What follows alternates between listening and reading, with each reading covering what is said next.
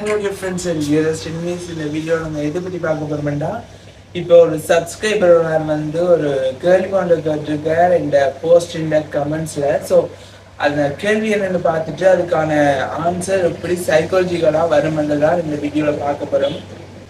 So அந்த கேள்வி என்னென்னா, ப்ரோ இப்போ ஒரு பர்சன் லவ்வர் ஒரு பெஸ்டி அவைக்காக ஒரு ப்ராப்ளம். ஸோ அவைக்கு சப்போர்ட் பண்ணி அவைய சேவ் பண்ணுறோம். பட் அதுக்கு பிறகு எங்களுக்குள்ள சண்டை வருது. ஏன் அப்படி?